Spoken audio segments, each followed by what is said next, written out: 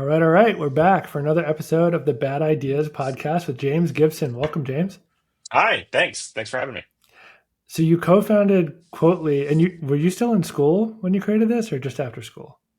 It started while I was finishing my master's degree. Yeah, so I was there's some overlap there, but Yeah. not a ton, a few months. And how long did you guys work on that project before you exited?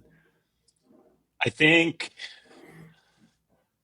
like first code written for a demo would have been like November 2014, and then it was sold March 2023. So almost about 9 years, a little over 9 years. It's an awesome run, though. That's an awesome run. So like you're in Yeah. school, getting your master's, starting a company, and then whoosh, like entire scale of that business. Yeah, pretty much. And it's weird now because I'm now in my early 30s and I've never had a real job. So I've done freelance and I have done that, and I've never, other than the 6 months post acquisition where I worked for our acquirer, I never really have had a real job where I wasn't, an owner of the company, which is kind of Uh, strange. How was that experience working for the acquirer? It was interesting. I think, lots of really great people who I enjoyed working with briefly. Certainly realized pretty quickly that it's not for me, and that, I like being able to take a complete view of the business as opposed to just being sort of in a box on, this is your part of it, and Yeah. things like that. And I think you get to see pretty quickly that different companies are run in very different ways, and not, there's a lot of ways you can build a company successfully, and there's certainly a matter of taste in which ones I like to be a part of. Mhm. But really great. I still keep in touch with several of the folks who I met there, and good people that I enjoyed working with. Definitely a really good experience, but not necessarily. You know, I'm looking. I'm starting something again, so I guess that's the answer. I That's where you didn't want to end up be. spending the rest of my career there. I think entrepreneurship is a funny catch 22 because, on the one hand, you do have to have that complete view of the business and you have to be agile enough to address any issue as it comes, like obviously evaluating the ones that are most important. But at the same time, you need to be able to think inside the box so you can create roles for people to come in and work in that environment. I think that's something I personally struggle with the most is like expecting everyone who comes into the company to be an entrepreneur, which is impossible. Yeah. Um, to like jumping back and forth between the two, I think is a pretty wild thing that isn't discussed enough. No, absolutely. Yeah. Completely different, kind of approach. And exactly, I think early on hiring, that was definitely a lesson I learned somewhat painfully, and frankly, probably owe some apologies to some good people who we had who I was not managing as effectively as I could because I had these unrealistic expectations of sort of what what view the business would be. I distinctly remember I have at one point interviewed for roles at very small public company locally. And so, I master's degree in finance. The first thing I did when I got the interview was I went and listened to the last earnings call and read the 10Q, and then ended up interviewing with somebody who was asking them questions about their 10Q, and they looked at me like I had grown a fourth arm or something. Who is And I'm this like, well, kid? this is normal, right? You're public, you have a 10Q, of course I'm going to read it, right? And Yeah. even that, it kind of made me realize that, oh yeah, most employees, even at public companies, are not doing that. Even if Mhm. they have all the ability, they would, all the access they need to do so. Yeah, I think that's one of the unsung beautiful parts of our economy, though, because we're so entrepreneurship forward, and we're so empowering to people to create new things. We've gotten to a place where like the vast majority of professions, even really well paid professions, can operate on like such a small sliver of exposure to the business. And that's really an amazing thing. Like the fact that someone can go to school, get a good degree, do a good job, and work without ever having to extend themselves beyond that sliver and still support their family and live a full life, I think is a really amazing thing. And it Yeah, well, comes, and it's important. I mean, that's yeah, where the economies, where a lot of the economies of scale come from, right? I mean, if everybody was an entrepreneur, it wouldn't work as well because you wouldn't no, have that benefit of specialization and all those things. But certainly, I think temperamentally, at least, I really enjoy being able yeah, to view things sort of holistically, and yeah, bounce around and touch all the parts. yeah, and change things fast and learn from them fast. Yeah. I think once you're exposed to it, if you like it, there's no other way to work. Yeah. I mean, at least for me. But then again, I know some of the great people who were on our team and I met. are wonderful, fantastic people who just have absolutely no interest and, Yeah. wouldn't enjoy it at all. You certainly Yeah. have to be pretty comfortable with a relatively high amount of uncertainty and lack of definition in what you're doing. And the Yeah. feedback loops are really long, right? I mean, I think that's probably the hardest part. I ended up learning to fly airplanes and just for fun. And the thing that I found most fun about that was just getting instant feedback again, right? You have a teacher, does it right or the wrong way. He says, no, no, do that Yeah. again. And in entrepreneurship, there's feedback loops, but outside of sort of sales calls and a few things, they're generally very long, and you don't get to go try it again. You sort of just have to live with whatever choice you made for a long time. Yeah. Um, I was going to ask, what are you working on now? Can you share yet, or still super Sure, I'll stealth? share. So there's not even really there's a product that's not public yet. But if anybody ends up listening to this and is interested in better understanding what rights they have against AI providers, Hey. and perhaps wants to get paid, um, shoot me an email, james.gibson@deflectorshield.ai, and we're building a suite of products around helping rights holders assert their rights against AI trainers.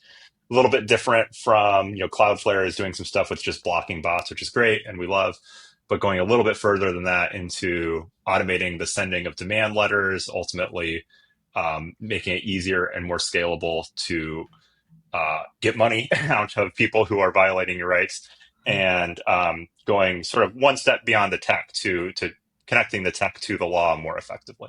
That's pretty wild. So to unpack that for people who aren't super familiar, basically, if a bot like ChatGPT trains itself on your blog or your site without you knowing or having express permission, and then is using that content to create or learn, you're entitled to some piece of it.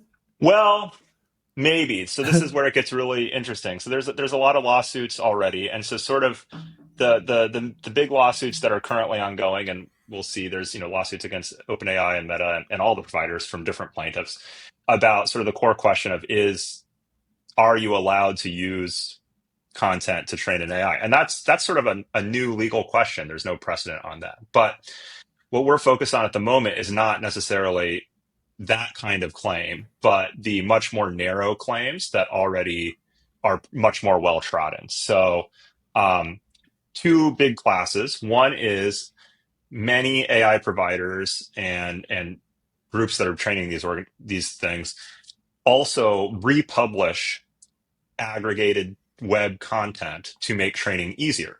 So Google, for example, publishes a data set called C4, which has like 1.5 billion web pages Yeah. that just the text of them with all the other content stripped out. And if you're an AI researcher, you're at a university, you're a student, you're building a new startup, you can go download this data set and use it to train your model without needing to go through the trouble of Of gathering all this. crawling it. Yeah. Right. But this has all of the content from all these websites, and many of it is actually stuff that is behind a paywall normally, or if you run ads on your site, or if you're using your site to market your services, right?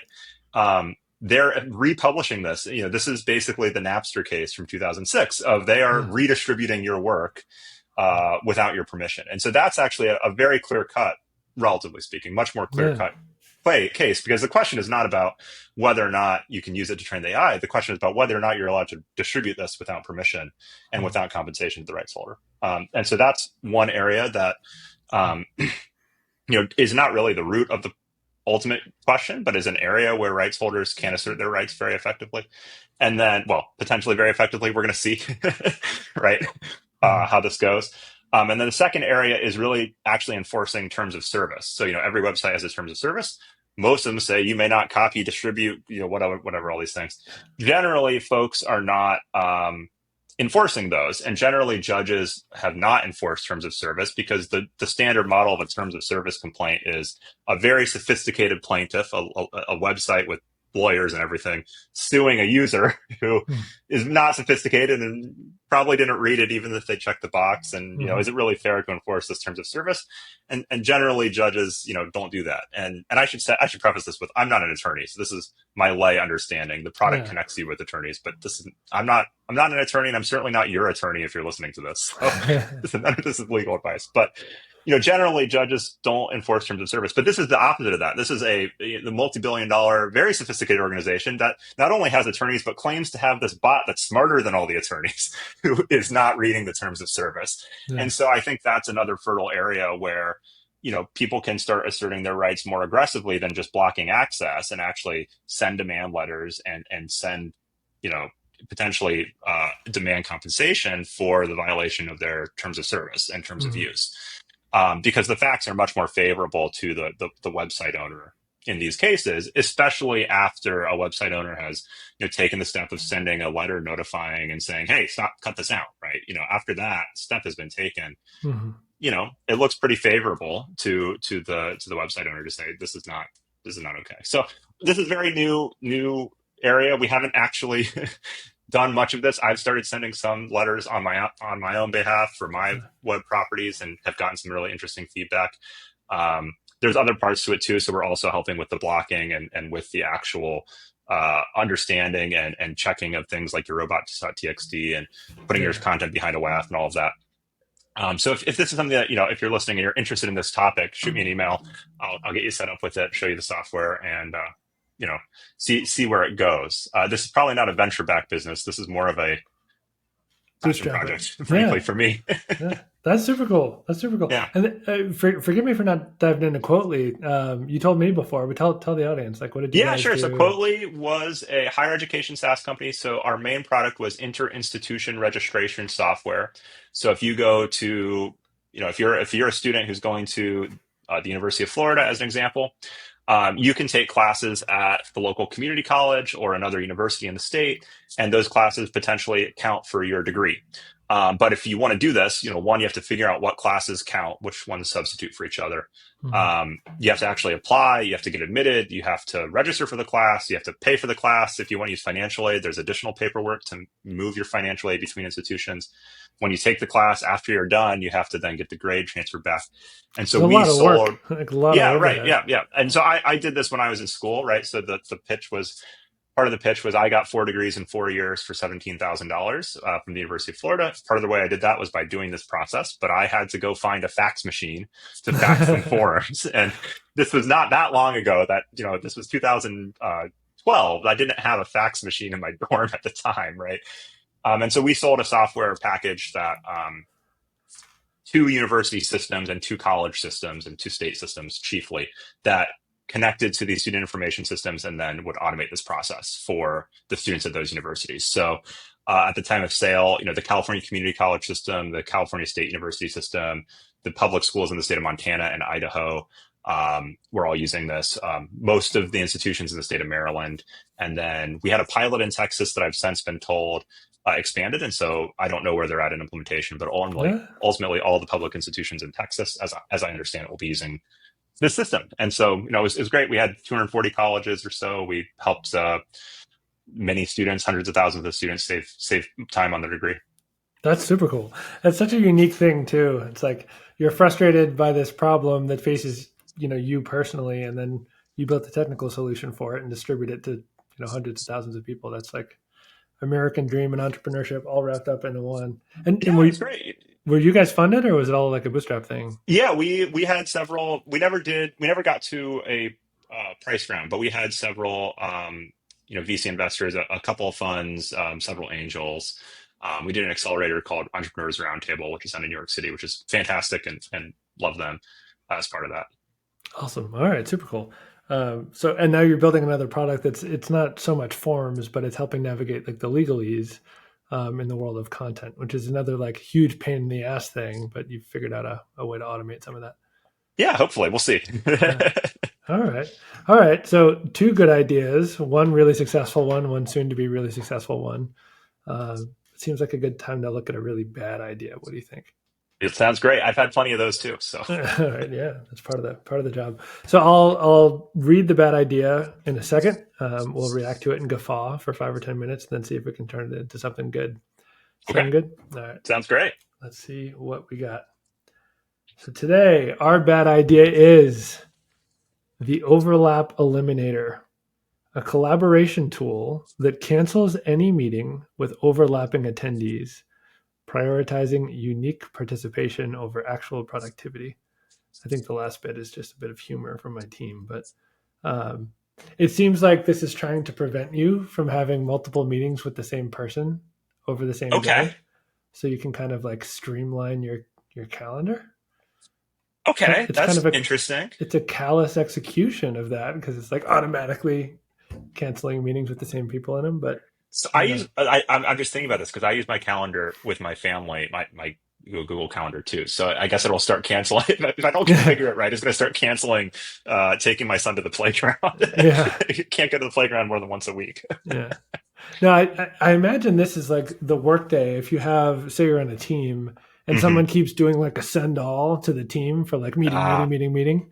Um, this is something that you've hopefully avoided because of your controlling all the companies you work for. But that definitely happens. People get a little meeting crazy, like I want to have a meeting about this, then we'll have a meeting about that, and by the end of the day, you're like, we haven't done anything. We've been in meetings all yeah. day. Oh yeah.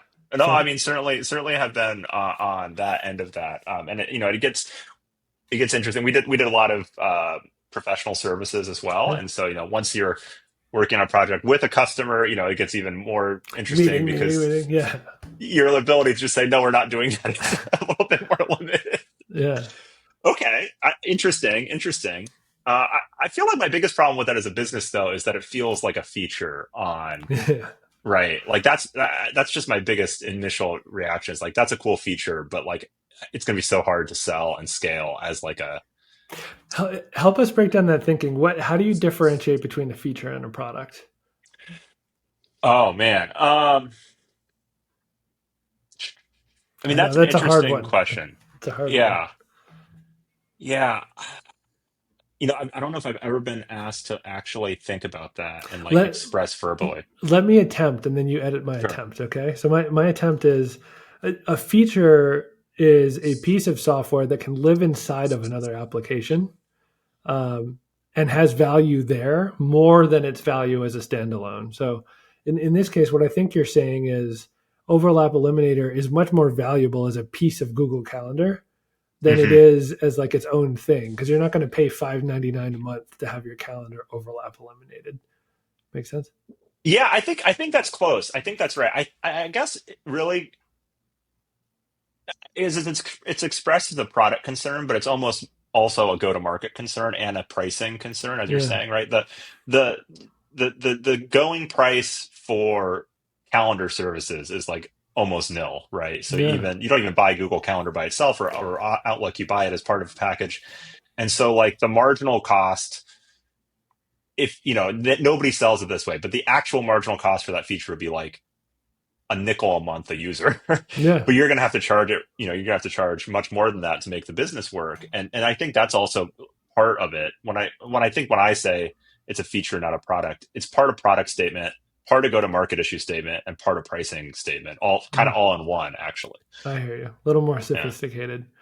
Your statement going back to the feature not a product thing is making me think a lot about like Calendly and all these link sharing and scheduling things because if Google woke up tomorrow and decided that they wanted to release that, like they would all be out of business. Or Microsoft, or like, oh, now you can send scheduling links that index your entire team. Well, I Boom. think it is now a feature in Google now. I Oh think yeah, they just did that. I could be wrong. They just released e-signatures too. I mean, we used to always pay $100 a month to DocuSign for years yeah. and years and years, and now that's you know Google. at least that base functionality I believe is available in Google Workspace as well, right? Yeah. And so I think this is always an issue for all software companies, at least, is that you how adjacent are you to the Borg is part of the question, because ultimately everything can be a feature of Office Suite. If you touch anything, if But you sell software that is used by people who work in offices, then ultimately it could be a feature of the Office 365 Borg. but ideally they buy you for an absurd sum of money to Yes, make it a feature, not just ideally that is the best build it. possible outcome. Yeah. Yeah. How did you guys deal with any of that at Quottly? Like, were you worried that there was another system that was going to roll out what you were doing, or So ultimately, we did have towards the end, one of the big student information system ERP providers did roll out a competing feature within their platform. Um, ultimately, though, and we sold, who knows how that'll develop. They only started releasing that sort of in the last 2 years after we had already gotten a decent amount of traction. Part of the issue with them, as I understood it, at least when, again, this is all old. So anybody who's listening who actually knows the details of this market, my information's out of date. But if you're viewing it as a case study, it's still valid. For them, you do have to remember that once you're, a big organization is going to have a different view of it than you do. And so, for example, this ERP provider was a private equity roll up, so they were still supporting 3 different software systems, and they initially released the intercourse registration tool only for one of those. And at least initially, part of the pitch that we heard from clients that we talked to who were pitched this was they were using this as a way to drive people to shift to the system they wanted to support going forward.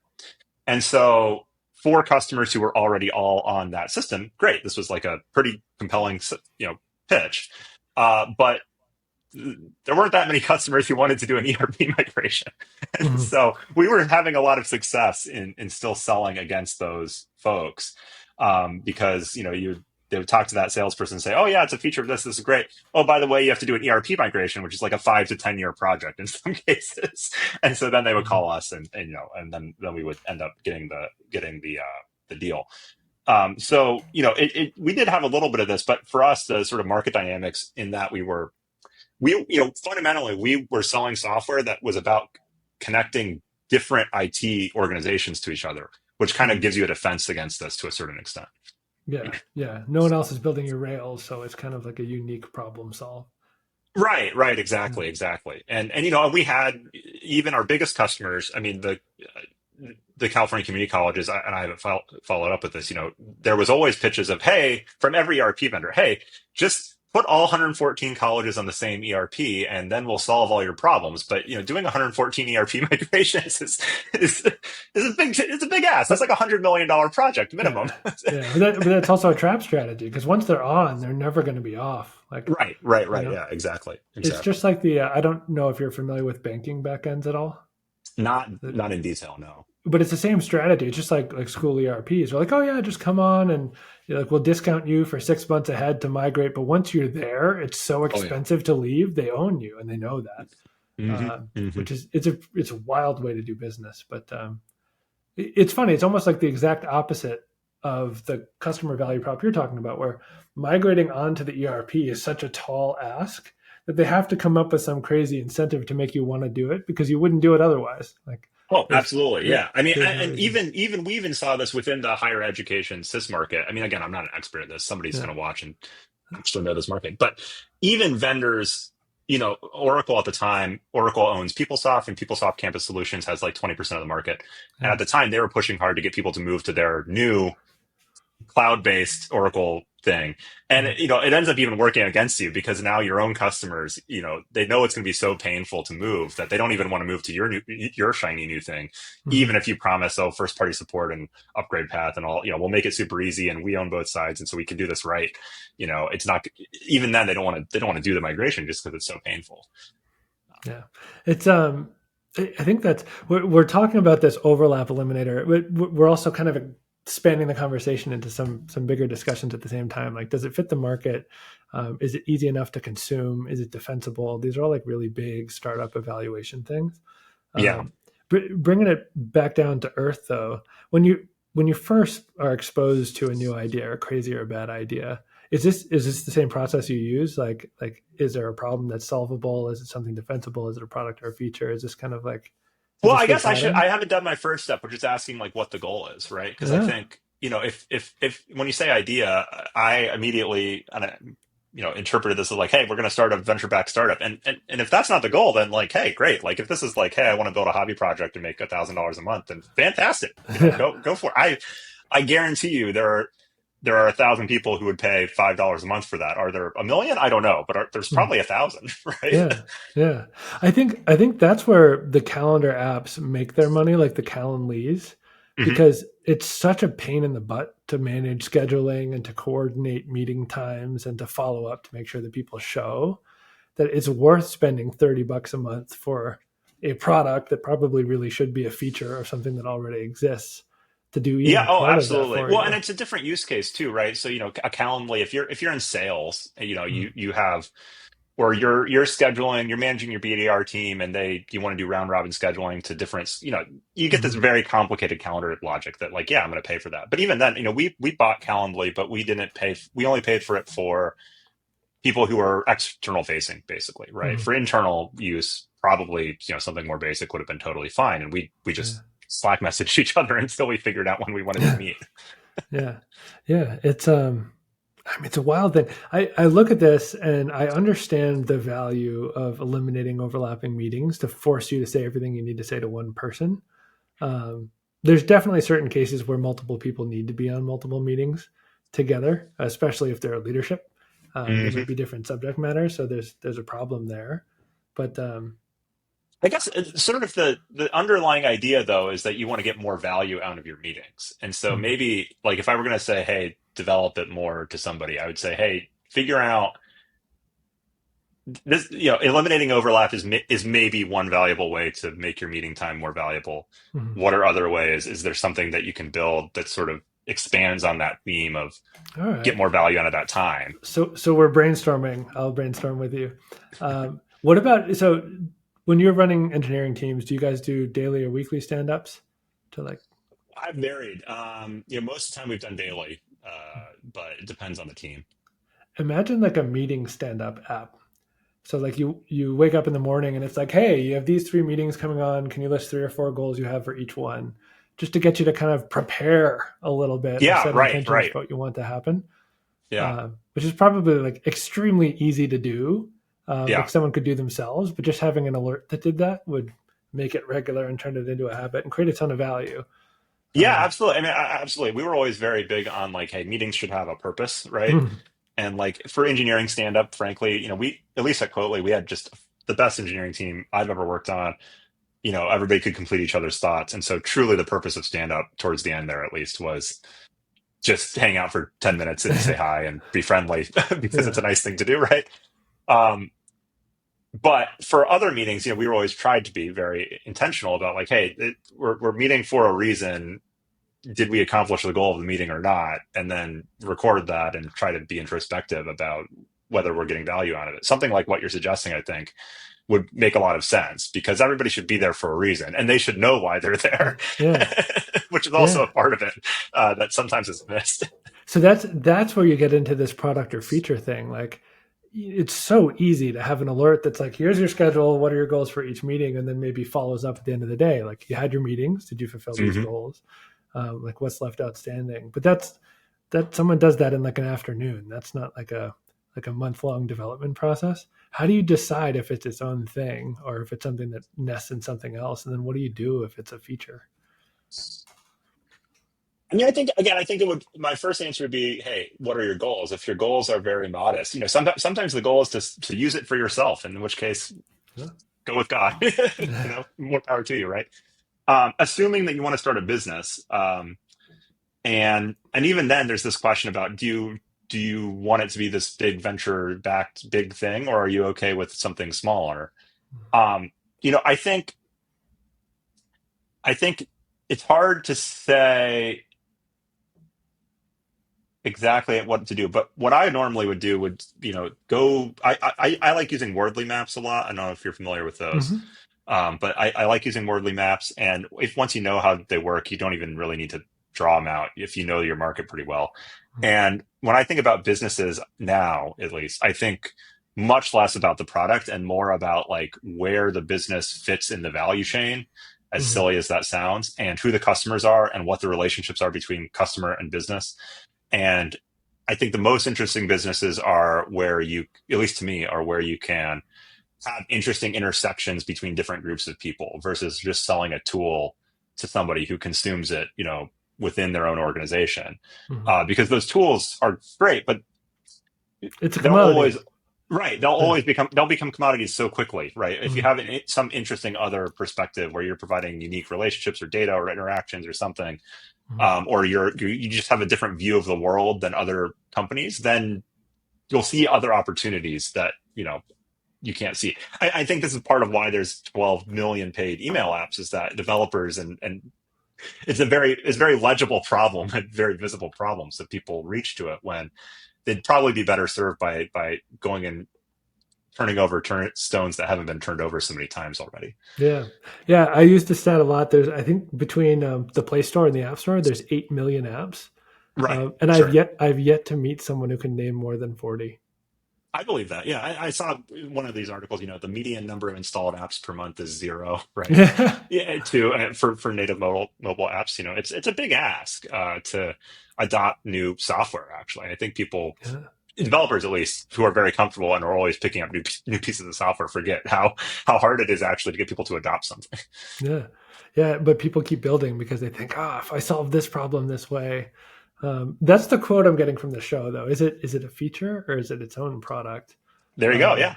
and I think coming from a CTO too, which is pretty wild because usually that's the founder that's thinking at that level. Well, I guess you're a founder too.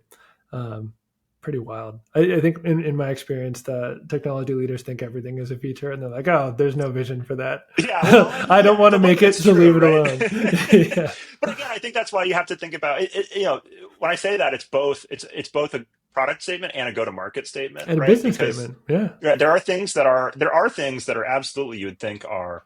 I mean, gosh, I used to tutor when I was at high school. I tutored for a family, and the dad of this family, I tutored their kids in SAT and stuff, and Yeah. the dad was the leading provider of tugboat accounting software in the world because tugboats apparently bill like really weird. Like they bill by how much force they apply, which nobody else does or whatever, and it's Yeah. strange and unusual. And that little niche, right? Like you could totally make the argument, oh, this is a feature, not a product, but he had a great business Yeah. selling this tugboat accounting software that only tugboats use. Yeah. Well, I mean, sometimes it's just being understood that's the product. Like, even though the Hmm. tool itself doesn't do anything uniquely, like car wheels are a perfect example. Like, there's almost no functional difference, but some cost 5,000 a pop, some cost 200 a pop, and like they relate to you in a different way, or they make a statement about you in a different way. Oh, absolutely, Um, yeah. it's a fun part of business. But this is super fascinating. Definitely stealing that quote. Is it a feature? Is it a product? And I'll probably be like quoting it back to other people in the very, very near future, cited to Cool. you. How do people? So they'll email you to get in touch about your startup to see if you can help protect their IP from the bots. Do you recommend people connect on LinkedIn, or like where else Yeah, can they LinkedIn find you? works. I assume we can probably drop a link in the show notes Yeah, or something. And I'm always happy. I love just chatting with people working on stuff. So if anybody has another idea they want to take on privately, I'd always be happy to give it to them. And always try to be helpful to people who are trying to build things because it is hard and lonely. And it's good to have other folks to even for an hour help you along the journey. yeah. I think that's a huge, huge value add. And I think a lot of like super young builders with a technical background would love having access to somebody like you who can kind of see both the business side and the mechanical side of things. So we'll make sure to get this out there. Great. Awesome. Thank you so much. This is great. Yeah, absolutely. Thank you.